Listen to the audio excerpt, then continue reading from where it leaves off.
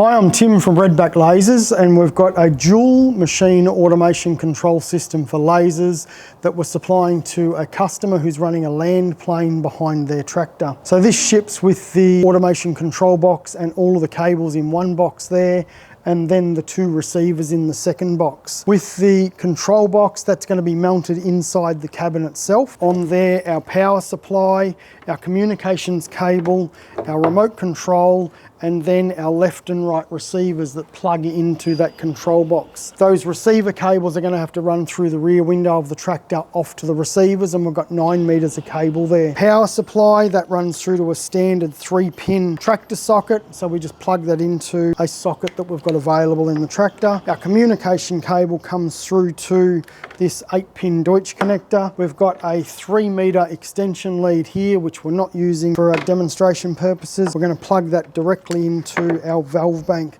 to operate our solenoids as it sits. Now, the other thing we do have is a handheld remote control, so we're not having to lean forward and activate any of those operations manually off the control box. We can do it off that remote control. We just switch that unit on from the box itself. We can turn off and on in automation with the trigger control. We've got the rise and fall on the box itself, or the rise and fall for the left ram through the thumb toggle in the center, the rise and fall for the right ram through the right hand toggle switch there. So all of that operation in our hand as we're driving along. So we can manually operate that blade, put it into auto or take it out of auto as required, but we can leave it in auto and still overtake that and operate it manually on top of the auto, or turn off the auto and operate that blade purely through that. We're going to get all our height showing up from our receivers that are operating behind us in front of us in the tractor, so that makes it nice and easy to work. Alrighty, so looking over our valve bank there, so this is a C-Top 3 high flow valve bank.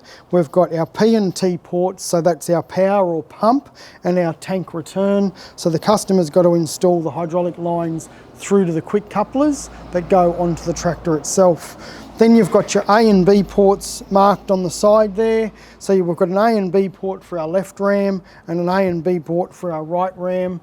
And then we're going to be putting the A function to the rise of the ram and the B function to the fall of the ram on both left and right sides. The reason we're setting it up that way is because we do have flow restrictors on the B ports to stop cavitation on those rams when we're lowering the implement. Now, in the operation of that valve bank, we do have an unloader cavity because we're going to be running live flow on this all the time. And with the unloader cavity, we're going to get a constant feed of hydraulic fluid through that valve bank. Now, when we operate our ram, we're going to want to shut down the unloader cavity. So whether we're operating it manually through our remote or through the unit itself or through the receivers under automation, every time a function is activated for one of the rams, we're also going to activate the function on the unloader cavity to close the unloader cavity off. There with the receivers, if we put that into auto mode, which it is now, if we put our receiver now into the path of the laser, that's going to then activate our solenoids, which will then in turn activate our rams and operate our land plane.